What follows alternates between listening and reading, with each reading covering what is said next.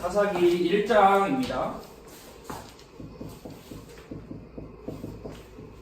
사사기 1장 19절 말씀하고 21장 25절 두 개의 말씀을 함께 보도록 하겠습니다.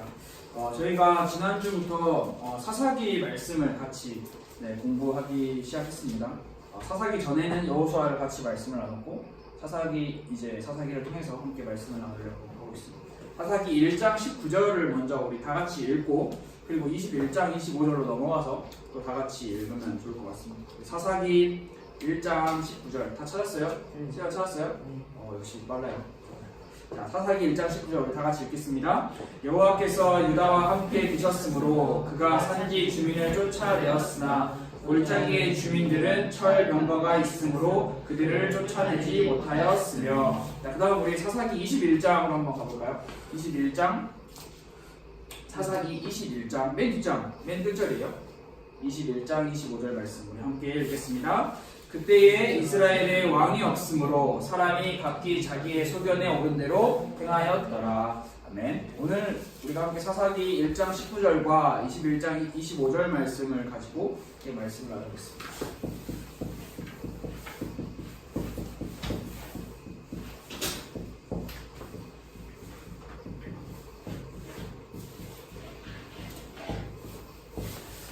오늘은 못한다 그리고 안한다라는 그런 말씀 제목으로 같이 나누겠습니다. 혹시 지난주에 은교만 해당이 되는 상황인데 지난주에 제가 숙제를 내줬었죠? 숙제 내준 거 기억해요? 오케이. 그 숙제는 우리 좀 이따가 함께 한번 볼게요. 지금 이 사사기라는 이제 말씀이 어떤 시대에 있는 말씀이냐면 여호수아라는 한 지도자의 이스라엘의 지도자의 모세의 뒤를 이은 지도자가 죽은 후에 이스라엘 자손들의 삶을 나타내주고 있는 시대예요. 오늘 우리가 21장 25절 말씀에서 읽은 것처럼 왕이 없는 시대를 가리켜서 지금 사사기의 시대가 설명을 하고 있어요. 그런데 이 시대에 지난주에 우리는 함께 사사기의 처음을 같이 공부했는데 이 왕이 없는 시대에 하나님께서는 사사들을 보내주셔요. 사사들 몇 명을 보내주셨죠, 은규야? 한 명? 맞아요. 12명의 사사들을 보내주세요. 그 12명의 사사를 우리 은교 누나가 다 이름을 찾아봤어요. 제가 지난주 숙제를 내줬거든요. 그래서 이 사사들을 통해서 우리가 이스라엘 백성들에게 올바른 신앙생활과 올바른 영적인 신앙생활을 할 수 있도록 계속해서 권면을 해주고 가르쳐주는 방식이에요. 그런데 여기서 이 사사들도 결국에는 사람이고 인간인지라 모든 사람은 다 죽습니다. 죽고 결국에 사사들이 죽음을 맞이하면 이스라엘 백성들은 또다시 반역을, 이 반역은 인간에게 대한 반역이 아니라 하나님께 반역을 저지르죠. 쉽게 말해서 하나님께 반역을 저지른다는 말은 다른 우상들 그리고 가나안 족속의 다른 신들을 섬긴다라는 말을 하고 있어요. 그래서 결국에는 다시 반복돼서 돌아오고 있는 게 결국에는 왕이 필요하다라는 사실을 계속해서 대두되고 왕이 필요하다는 사실을 사사기를 통해서 계속해서 이야기를 해주고 있어요. 근데 이 왕이 단순히 우리가 알고 있는 이스라엘의 초대 왕 사울 왕이냐 다윗 왕이냐 아니면 이스라엘의 쭉 역사에 걸쳐 있는 왕을 말하는 것이냐 그렇지 않고요. 이 왕은 유일한 사사 그리고 유일한 왕이신 예수 그리스도를 가리키고 있다라고 우리가 지난주에 처음으로 사사기를 나눌 때 같이 이야기를 나눴습니다. 그래서 오늘 사사기 1장 19절 1장 말씀을 들어가기 전에 지난주에 이제 은교가 다 조사를 해왔는데요. 한번 12명의 사사의 이름을 한번 우리 여기 모인 선생님들과 우리 처음은 세연이 씨에게 알려줄 수 있어요? 큰 소리로 한번 읽어주세요. 사사기를 보시면 12명의 사사가 등장합니다. 자, 읽어주세요.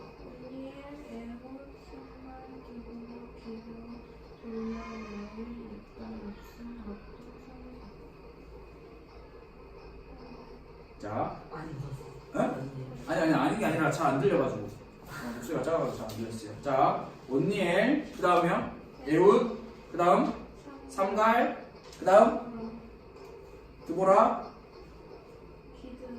기드온, 돌라, 야일, 입다, 입산, 압돈, 삼손. 그리고 엘론이라는 사람이 한 명 빠졌어요.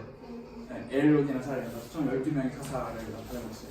그래서 사사기를 이제 앞으로 계속 쭉 보시면서 우리가 알 수 있는 장면이 뭐냐면 사사기에 12명의 사사를 이제 6대6으로 나눠놨어요. 성경에서 이제 연구하는 사람들이 6대6으로 나눠놨는데 이 6명의 사사를 대사사라 하고 나머지 6명의 사사를 소사사라고 이야기해요. 근데 대소의 기준이 뭐냐? 뭐 더 잘났고 더 잘생기고 더 키가 크고 이런 사람을 대소로 나누는 게 아니라 성경에서 얼만큼 양을 할애하고 있는지에 따라서 많은 양을 할애하고 있는 사사들은 대사사, 그 다음에 적은 양을 할애하고 있는 양을 사사들은 소사사라고 이렇게 기록을 하고 있습니다. 자, 오늘 우리가 1장 말씀을 들어가기 전에 사사기의 전반적인 간단한 기본적인 내용을 같이 알아보고요. 오늘 1장 말씀에 이제 들어가서 오늘 말씀이 못한다 그리고 안한다 라는 아주 비슷하지만 비슷하지 않은 다른 내용을 나타내고 있어요. 그 전에 우리가 이 가나안 땅에 대해서 한 번 더 같이 공부를 하고 가나안 땅에 대해서 한 번 더 같이 생각을 하면 좋을 것 같아요. 가나안 땅은 하나님께서 이스라엘 백성들에게 너희가 들어가라 그럼 내가 너희에게 주겠다라고 약속하신 땅이에요. 근데 그 가나안 땅에 들어오기까지 이스라엘 백성들은 정말 많은 우여곡절을 겪고 들어오죠. 모세부터 시작해서 출애굽 애굽에서 나와서부터 시작해서 가나안 땅으로 들어오기까지 수많은 사람들이 죽었어요. 그 수많은 사람들이 죽은 이유가 단순히 나이가 많이 들었고 사람들이 단순하게 오랜 시간을 걸어왔기 때문에 힘들어서 죽었다라는 의미도 있지만 하나님의 말씀에 대한 불순종의 결과로 가나안 땅을 보지 못한 이스라엘의 선조들이 참 많이 있어요. 그런데 이제 드디어 이스라엘 백성들이 가나안 땅에 들어왔는데 이 가나안 땅에 들어온 세대가 여호수아의 세대예요. 여호수아와 갈렙은 하나님의 말씀을 따라 순종했기 때문에 하나님께서 여호수아와 갈렙은 가나안 땅으로 들어갈 수 있다라고 말씀을 하셨어요. 그래서 가나안 땅에 들어왔어요. 그런데 이제 여호수아도 죽었어요. 여호수아도 하나님의 품으로 떠났어요. 근데 여호수아가 떠나기 전에 우리가 함께 여호수아 말씀을 나누면서 이야기했는데 어떠한 교류, 어떠한 관계, 어떠한 조약도 가나안의 족속들과 맺지 말아라라고 이야기를 하고 있어요. 오직 우리가 섬길 신은 단 하나, 유일하신 하나님뿐이다라고 분명하게 여호수아가 마지막 고별 설교에서 엄청나게 이스라엘 백성들에게 이야기를 하고 여호수아는 하나님의 품으로 떠났어요. 그런데 참 여기서 신기하게도 이 가나안 땅에 들어간 이스라엘 백성들은 마치 우리의 모습을 보는 것과 같아요. 분명히 하나님께서 축복으로 인도해 주시고 인도해 주신 땅에 들어왔지만 그 안에서 그 환경에서 결국에는 다시 내 마음에 내 중심이 다시 이렇게 자꾸 드러나는 모습을 보게 돼요. 그래서 가나안 땅에서 어떠한 교류도 맺지 말고 어떠한 접촉도 가지지 말고 어떠한 관계도 맺지 말고 오직 하나님께서 명령하신 건 단 하나예요. 가나안의 모든 족속들을 다 없애버리고 멸하여버리고 쫓아내라 라고 하신 명령을 이스라엘 백성들은 그대로 수행하지 못하는 결과를 나타나고 있어요. 그래서 오늘 말씀에 첫 번째로 우리가 못하였다라는 이야기를 먼저 같이 나눠보려고 해요. 이 못하였다라는 말이 사사기 1장에 보면은 많이 등장해요. 19절부터 시작해서 33절까지 거의 각 지파를 설명하는 절마다 무슨 지파는 이러이러했기 때문에 쫓아내지 못하였다. 이러이러했기 때문에 쫓아내지 못하였다 라고 이야기를 하고 있어요. 근데 오늘 우리가 읽은 말씀 사사기 1장 19절에 어떤 지파가 나오냐?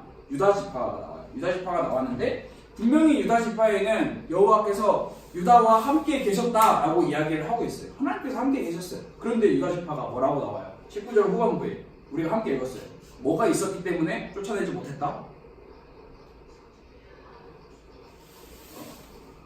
1장 19절 한번 찾아볼래요? 유다 지파가 쫓아내지 못한 이유가 뭐가 있었기 때문에 쫓아내지 못했다라고 나오고 있어요. 철병거. 철병거가 있었기 때문에 유다 지파가 가나안의 남은 족속을 쫓아내지 못했다라고 이야기를 하고 있어요. 근데 철병거 그래요, 철병거 그럴 수 있지 생각할 수 있어요. 그런데 분명히 유다 지파의 말씀에 따라오는 말씀이 여호와께서 유다와 함께 계셨다라고 이야기를 하고 있어요. 그런데도 불구하고 유다 지파는 철병거가 있다라는 자신의 눈으로 보는 시각과 시선에 사로잡혀서 쫓아내지 못했다라고 이야기하고 있어요. 이러한 내용을 보면서 무슨 이유 때문에 못하였다, 무슨 이유 때문에 하지 못했다라는 말씀을 보면서 우리도 그랬겠구나, 이스라엘 백성들이 이런 이유 때문에 쫓아내지 못했겠구나, 이러한 어려움이 있었겠구나, 그럴 수도 있지, 그럴 만도 하지 라고 생각하고 넘어갈 수가 있는 거예요. 왜냐하면 이 사람들이 말하는 이유가 유다 지파만을 이야기하는 게 아니라 다른 이스라엘의 다른 족속들과 지파들을 이야기하는데 너무나 이유가 타당해. 철병거가 있으니까 당연히 무섭고 힘들고 어려우니까 쫓아내지 못했다. 어쩌면 당연한 거죠. 그리고 다른 지파들도 가나안 족속들이 마음을 강하게 먹고 결심하기 때문에 우리가 쫓아내지 못했다라는 이유가 얼마든지 설명이 되는 이유를 나타내고 있어요. 그리고 이 쫓아내지 못하였다라는 거에 대한 결과가 그렇게 나쁘지가 않아요.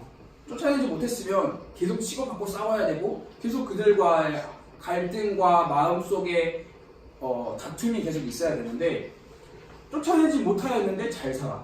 가나안 족속과 이스라엘 백성들이 쫓아내지 못하였다라고 했는데 그럼 결국 가나안 땅에 같이 사는 건데 싸우면서 사는 것도 아니고 서로 질투하고 시기하면서 막 너 죽이네 나 살리네 하면서 사는 게 아니라 잘 살아요. 심지어 같이 서로 너희 문화 그래 좋네, 우리 문화 이런 거 있어, 너희 거 배울 거 있네, 서로 교류하면서 살아가고 있는 현실을 보여주고 있어요. 사실 우리가 이렇게 보면은 하나님께서 대체 왜 가나안 땅에서 원래 살던 그 족속을 내쫓으라고 하셨는지 도저히 이해가 안 가는 부분도 참 많이 있는 거예요. 그런데 여기서 이제 우리가 먼저 결론을 내리고 가자면 우리가 여호수아 말씀을 통해서 함께 나눴듯이 하나님의 말씀은 하나님께서 여호수아에게 분명하게 말씀하신 게 뭐냐면 내가 너에게 말한 이 말씀을 너는 좌로나 우로나 치우치지 말고 그대로 다 지켜서 행해라 라고 분명하게 말씀했어요. 너희가 하고 싶으면 하고 하지 말면 하지 말라고 하는 게 아니라 내가 너희한테 말한 이 말씀을 너희는 다 지켜서 행해라 라고 이야기했어요. 그럼 결국 이 이스라엘 백성들이 하나님께 열심히 설명을 하고 있어요. 하나님 우리가 이래서 못했고 저래서 못했고 이러한 이유 때문에 못했어요. 하나님께 열심히 토론을 하고 있는 거예요. 그런데 하나님께서는 딱 한 방에 정리를 해버려요. 그 한 방에 정리해버리는 게 뭐냐면 오늘 읽지 않은 성경이지만 다음 주에도 또 볼 건데 2장 2절 말씀이에요. 우리 사사기 2장 2절 말씀 한번 볼까요? 바로 사사기 2장 2절 말씀을 보면 뭐라고 나와 있는지 우리가 한번 찾아봅시다. 사사기 2장 2절 말씀을 보면 다 찾았어요? 제가 한번 읽어볼게요. 너희는 이 땅의 주민과 언약을 맺지 말며 그들의 제단들을 헐라하였거늘 너희가 내 목소리를 듣지 아니하였으니 어찌하여 그리하였느냐.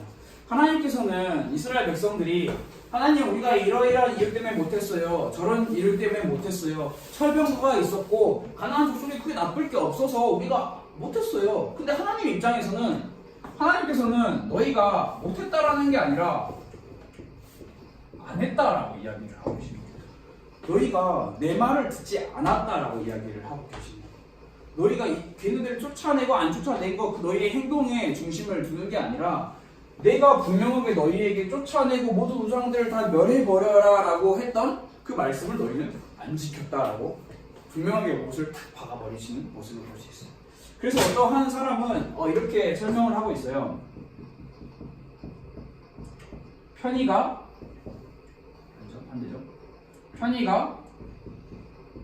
순종을 이겨버린 모습을 이야기를 하고 있어요. 근데 이게 단순히 이스라엘 백성들이 가나안 땅에서 살아가는 모습뿐만이 아니라는 사실을 저는 너무나 많이 발견해요. 특히나 하나님을 믿지 않는, 복음을 알지 못하고 구원받은 하나님에게 자녀가 아닌 사람들은 당연히 편의를 따라서 살아가는 게 맞아요. 당연해요. 근데 여기서 이제 중요한 게 어려운 게 뭐냐면 하나님의 자녀들은, 구원받은 하나님의 백성들은, 복음을 가지고 있다라고 말하는 구원받은 자녀들은 하나님의 말씀에 따라 순종하고 살아가야 하는 게 맞는데 이 세상을 살아가려면 왠지 하나님의 말씀에 순종하는 것보다는 이 세상의 논리와 이치를 따라서 편의를 맞게 살아가려고 하는 게 더 맞는 것 같거든. 그럼 우리도 이렇게 변명을 할 수도 있어요. 하나님 오늘은 시험 기간이니까 제가 오늘 예배 안 드리고 시험 공부 열심히 해서 좋은 성적 받고 하나님께 더 예배 드리고 좋은 대학 가서 더 열심히 할게요.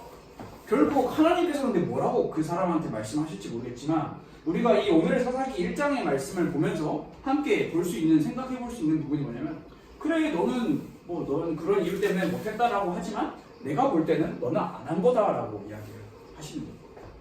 참 이게 그냥 우리가 그냥 웃으면서 재밌게 그냥 이렇게 쓱 지나갈 수 있는 말씀이 아니라 정말 많이 고민이 되는 부분이고, 어른들은 더 고민이 되는 부분이에요. 회사에 가야 되고 일을 해야 되는 부분이 있고, 내가 뭔가 경제적으로 수단을 삼는 부분에 있어서 제한이 걸리는 부분이 참 많아요. 근데 우리 학생들은 가장 대표적인 예가 내일 시험이야. 월요일날 시험이야. 그럼 일요일날 공부를 해야 돼. 학원을 가야 돼. 그건 뭐 이제 공부 안 하는 친구들은 상관없지만 저는 상관없었어요. 일요일날 공부 안 해서 월요일날 공부했기 때문에. 그런데 이제 많은 친구들이 고민을 한단 말이에요. 근데 이 고민이 단순히 친구들만의 고민이 아니에요. 부모님들의 고민도 똑같이 따라요. 부모님 자기들이 공부하는 거 아니면서 아이들을 학원 보내고 교회 가서 예배 못 드리게 하고, 결국엔 부모님의 편의가 하나님의 말씀이라는 순종을 이겨버리는 결과가 된다. 하나님께서는 결국엔 이스라엘 백성들에게 내 목소리를 듣지 않았다라는 이유로 이 가나안의 남은 족속들을 없애버리지 않으세요. 그대로 두세요.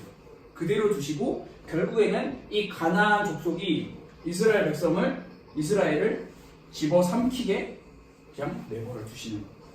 그 내버려 두시는 가운데 하나님께서 이제 사사들을 보내주시는 그런 사이클이 계속 반복되고 있어요. 그래서 우리가 마지막으로 함께 생각을 해보면 좋을 것 같아요. 자,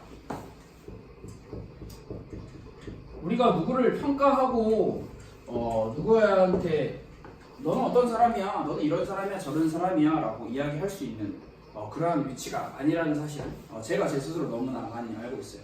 우리는 이 땅에서 살아가죠. 그렇기 때문에 우리는 이 땅의 기준과 수준에 맞추어 살아가는 것이 어떻게 보면 당연해요. 기준과 수준. 그런데 이제 우리가 여기서 잘 생각을 해봐야 할 부분이, 그러다 보면 너무나 쉽게 자주 잊어버리는 것이 있어요. 그게 바로 오늘 우리가 말했던 하나님의 말씀이에요. 좌로나 우로나 치우치지 말고 내 말을 다 지켜 행해야 된다라는 하나님의 말씀을 우리가 너무나 자주 잊어버려요. 마치 성경이 다른 세상의 가치관과 기준들이 더 맞는 것처럼, 성경보다 더 맞는 것처럼 살아가고 있어요. 자, 그러면 우리는 무엇의 평가를 받기 위해 살아가야 할까요? 사람들의 평가, 이 이스라엘 백성들이 말하는 것처럼 너 좋고 나 좋고 누이 좋고 매부 좋고 세연이 좋고 은교 좋고 나 좋고 다 좋아. 우리 다 좋은데요. 오늘은 좀 추우니까 오늘은 그냥 알아서 집에서 예배 드리고 다 알아서 할 거 하고, 우리 좋은 대로 우리의 평가의 기준대로 살아가야 할 것인가, 아니면 분명하게 하나님께서 우리에게 주신 말씀이라는 기준에 따라서 살아가면서 하나님의 평가를 바라보면서 살아가야 할 것인가, 고민을 많이 해봐야 할 부분 같아요. 새해 첫 예배부터 제가 여러분들에게 머리가 지끈지끈한 고민이 될 만한 부분을 이야기를 하고 있는데, 여러분들 신앙 지난주에 제가 마지막에 결론으로서 우리 같이 함께 고민해보자라고 한 내용 기억나요?